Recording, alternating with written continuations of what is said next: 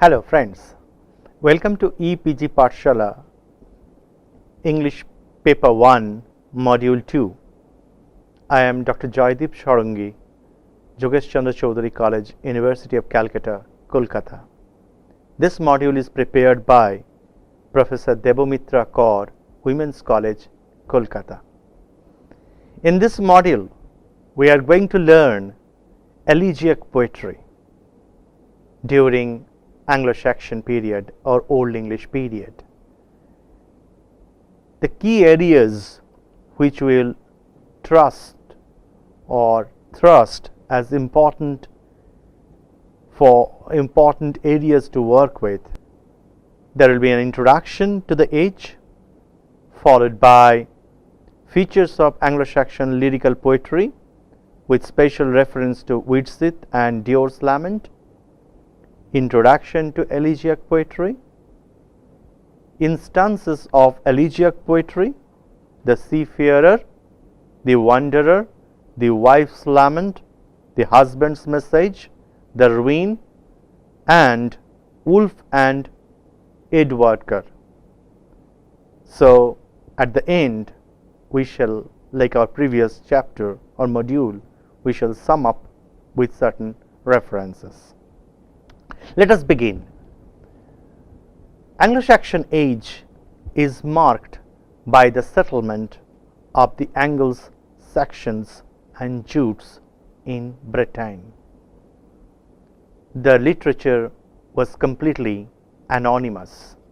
That means no signed record is available with this literature. So, the anonymity is a part of Anglo-Saxon literary canon, or specially to Anglo-Saxon elegiac poetry. By elegiac poetry we mean the poems which recur on a basis that deal with elegiac subjects. That means that brood over the past, brood over for civilization, brood over from the destruction of a city, or it is a personal lament or a lament for the damage or death of someone. Elegy is a literary genre in which a person mourns or a poet mourns for the loss of someone, loss of a civilization, destruction of a city or town, or the damage of a society. The Anglo-Saxon age is really a reservoir, which is a rich reservoir of Anglo-Saxon elegiac poems. In this chapter, we are going to conceptualize the origin, development and growth of Anglo-Saxon elegiac poetry, and we will be referring to some of the important Anglo-Saxon elegiac poems, and we will be examining how Anglo-Saxon elegiac poetry forms an important part of corpus during Anglo-Saxon literary period or during the age of Old English literature. The contents of the chapter are the features of Anglo-Saxon lyrical poetry with special reference to Whitsitt and Dior's Lament. Let us first talk about or conceptualize what are Anglo-Saxon lyrical poems and how are they represented and what are their important features. As we have already mentioned, Anglo-Saxon literature is marked by anonymity. That means no one knows who has written it, because as we have already emphasized the fact that Anglo-Saxon literature was oral, so the transmission was oral. Therefore, we don't know what was the text and how it's been preserved. So, most of the elegiac poems that we will be dealing with today are anonymous. So, we cannot record or register name of the poet or the author. Number 2, the elegiac poems are sad poems, morose poems that deal with certain loss of a person or separation and talk about the destruction of a city, That means, like elegies across literature, Anglo-Saxon elegies are also mourning poems. They are the poems that talk about something is lost, and they talk about the vacuity of the heart, and the heart bleeds for separation. Anglo-Saxon poetry are the compositions or the poems were chief source of entertainment for the Anglo-Saxon readership. So when you read Anglo-Saxon text, the chief interest falls on Anglo-Saxon elegiac poetry. Poetry was essentially oral, as we have already mentioned, but at the same time it was pagan.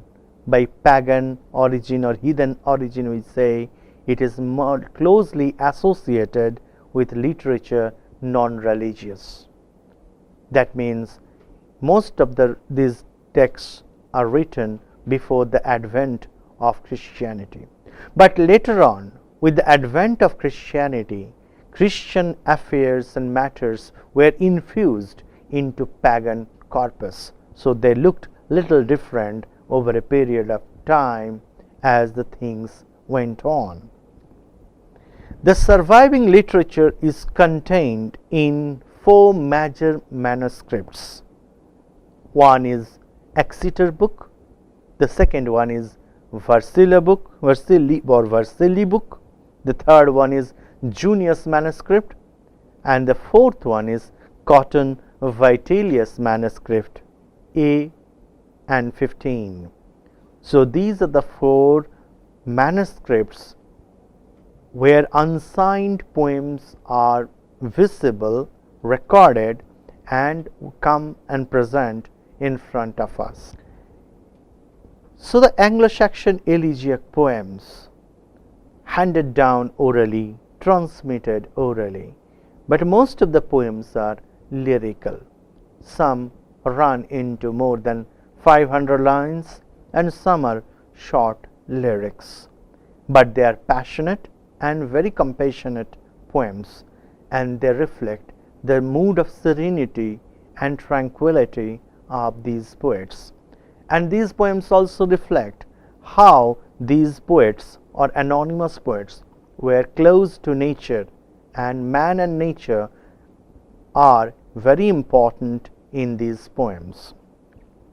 Now let us talk about the features of Old English language. I think it demands our special emphasis or special attention. The language was based on consonant sounds, and this particular statement needs clarification. The most important aspect of Old English literature is the language. The language was dominated by the consonant sounds like ha, sh, that means s and c, st, s and t, ta, stra, str, sa, ta, ra, ra, h and ra, thra, th, ra, th, ra, and so on. They form the vital part of the syllables.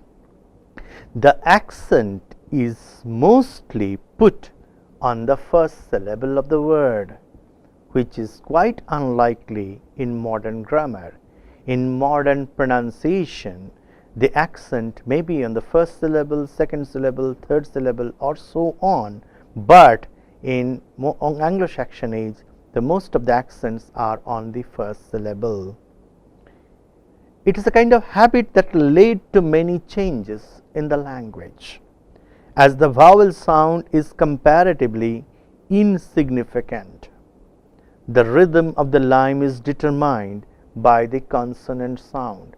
That means the consonant sound played an important role in determination and demarcation of linguistic output, both phonetically and linguistically, at the time of pronunciation.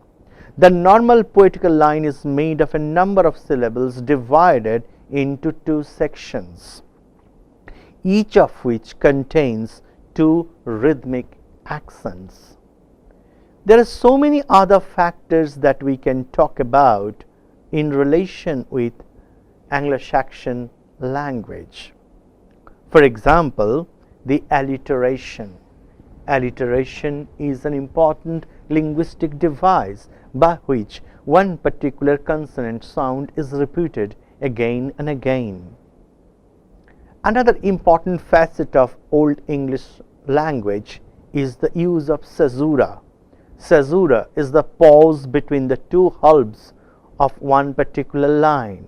Usually it divides the line into two segments. The meter is usually composed by the variation of stresses and the unstressed syllables. So the stressed syllables and unstressed syllables are beautifully balanced. The lines are predominantly trochaic and dactylic, by which we can come to an understanding that it begins with an accented syllable, then it is followed by unaccented, which is a big contrast to modern day speech habits. The language was inflectional. The Old English literature is marked by a particular habit of using inflectional suffixes and prefixes and infixes in the language. By inflectional we mean there is a provision to inflation of the particular word to certain degree by the attachment of affixation. The Anglo-Saxon poetry employed stylistic devices like variation, composite words and kennings. If we look into the corpus of Anglo-Saxon elegiac poetry, many words are composite words, because composite words are also words that describe a particular event or object beautifully, and the variations like kenning and composite words that actually add beauty to Anglo-Saxon poetry. Discuss two important Anglo-Saxon lyrical poems. Number 1, Widsith, and number 2, Deor's Lament. Both the poems record the autobiographical narratives of two scopes or minstrels. There is a similarity to both these particular poems because both of them recorded by minstrels or two scopes who comes from one place to another place, and these poems are autobiographical. By autobiographical we mean there are personal touch to these poems. The 144 line long Widsith is divided into 3 thulas, that means 3 parts, which catalogues the lists of names of the kings, tribes and legendary figures whom the narrator has visited. So it's an important record of the narrator who has visited certain places, and he is recording that in that particular poem. It is a fantastic travelogue, for it names both historical and legendary figures ranging for 200 years. So this book is a beautiful panoramic book that talks about the voyages or the traveling heroes' encounter with people at different parts of Scandinavia, and he records the historical names as well as legendary figures in this particular poem. At the same time, it includes a large number of tribes, their settlement, their history, their modes, their nuances in respect to literature and social position, political upbringing. So these two poems almost record the history of the people, and they have an anthropological base to it. By anthropological base to it, I mean that these historical records are rooted in socio-cultural nuances. Now let us talk about the nature of the elegies. As a battle-torn race, the Anglo-Saxons were always perturbed by the concept of transience. As we have already understood and we have learned in our module 1 that the Anglo-Saxon period was the period of different attacks, the attacks by the Vikings, the internal conflicts. There were several battles. So the life was not permanent at all. So life was considered as a piece of transience. It's a part of fleeting habits of time. Man is a part of tempus fugit. Man comes and goes. So most of these poems celebrate the concept of transience of life. They believe that death should be countered by everlasting fame, which every man should earn in his lifetime. That is their philosophy, or that is the philosophy of a pagan or heathen. What you earn in life, that is the greatest strength in you, and you should fight with death in order to make your name permanent or write permanently with your abilities and with your performances. Later, with the advent of Christianity, the concept of transience changed considerably. In the middle period of the Anglo-Saxon age, we come to know that the advent of Christianity took over England. So there is a broad sea change that brought a different dimension altogether in England. So what was mainly a kind of doubtful life, uncertain life, Christianity gave them hope and tolerance. So with the advent of Christianity, the concept of transience changed considerably, and it looked as a different life view as well. Human life was seen as a loan from God. That was a unique customary among the people of the Anglo-Saxon age. They thought that human life is a taking loan from God, as God is all powerful, nature is all powerful, and it is temporary home. It is a temporary home means the body I have is a temporary body. It's the loan body from my God. While heaven is the permanent abode where we can go and we can create heaven by our efforts. So this was the concept we had during that time. The theme of exile, suffering, separation, which were expressed in the Elegies, were deemed to be suitable by the people. That means exile was there. People used to go out for earnings. People used to suffer for separation. Separation, husband from wife, friend from friend, master from servant, are all painted in these particular poems. Thus the elegies were written down by people who could write, who at times incorporated their own lines to understand or underscore the Christian sentiments and otherwise pagan verses. So if we can categorize them, there was two streamlining, pagan and Christian, but at the same time one intermingling or one fusing to another. Thus the elegies present a curious blend of pagan imagery and Christian ideology. Pagan is rich with imagery, that means images related to pagan life, heathen life. At the same time, the Christianity was a motto of life. Therefore, there is a preponderance, deliberate infusion of Christian sentiments into that, and the elegies were found and preserved in Exeter Book manuscript. Now let us talk about another very important elegiac poem, the Seafarer. The Seafarer is possibly the most beautiful lyric we come across during the Old English period or Anglo-Saxon age. The 124-line long poem presents the suffering of the speaker, who is away from the comforts of the mead of hall and the love of his lord. He goes out, and therefore he goes on a sea voyage, and his separation is been transformed into beautiful lyrical poem. Family, friends, and he is forced to travel on sea in an inhospitable climate, and during those days we all are aware of the fact that sea voyages were dangerous, that it was marked by uncertainty. So, and he went out in an inhospitable climate. So all is been recorded as part of the narration in the poem. Yet he believes that he must undertake this journey, for suffering in this world would bring him eternal bliss. He is very particular in his deliberation.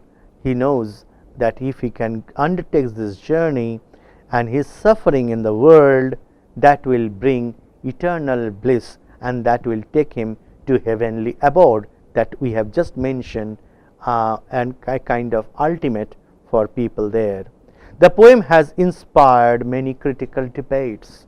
It is a battleground of critics, because critics over the ages have different views, different interpretations. They have the autonomy of interpretations over a period of times.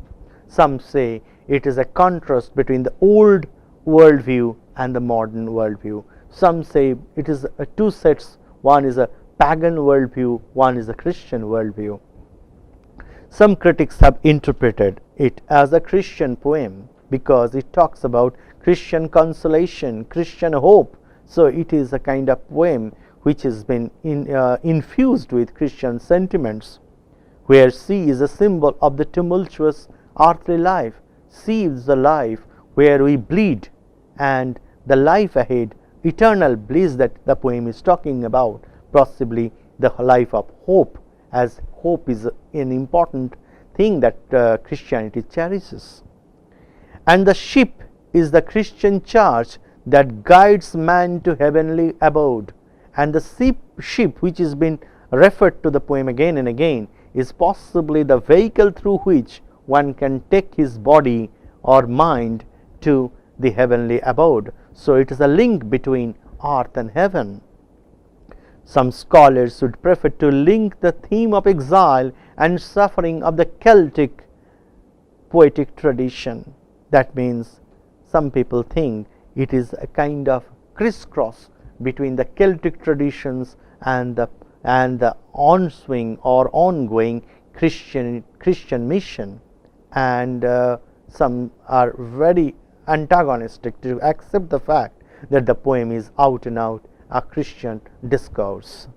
Hello friends, now let us switch over to another very important poem written during this time, The Wanderer, which has been often been told as a companion poem to the previous poem that we have already explained, The Seafarer. The poem consists of 115 lines, and it relates to the dramatic monologue of a person who actually looks into world from his own perspective. He emphasizes on the loneliness of the solitary man who is now the kind of lordless. By lordless we mean there is a separation between the Lord and the servant, and who is lordless now he is speaking about his own sadness for his lordlessness. He thinks himself as unprotected, unsafe. He at the same time he is suffering from discomfort, and his discomfort is accentuated in a lamentation, in a form of lamentation.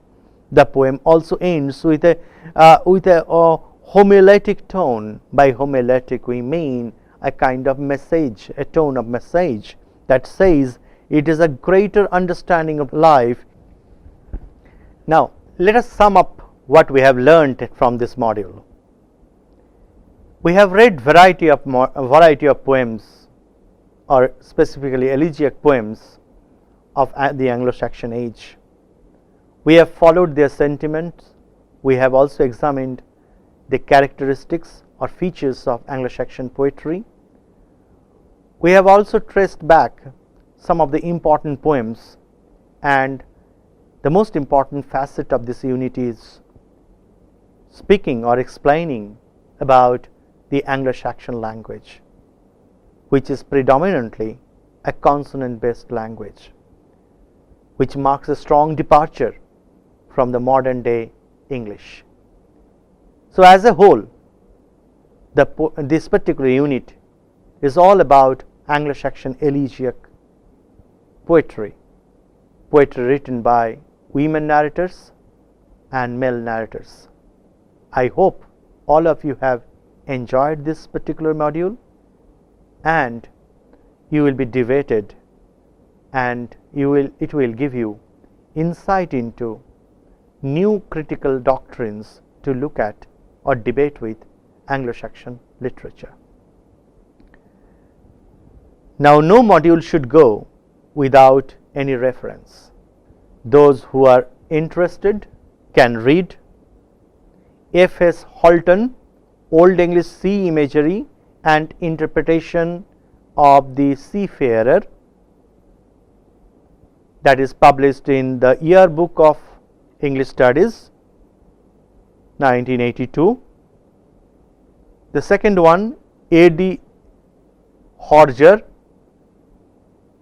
The Structure of the Seafarer, the Review of English Studies volume 30, and the most important book in this connection, Eli Gordon, Traditional Themes in the Wanderer and the Seafarer, the Review of English Studies New Series volume 5 number 17, January 1954. I hope with all these texts available, you should try to read the poems in translations. I hope you enjoyed this module very much. Thank you.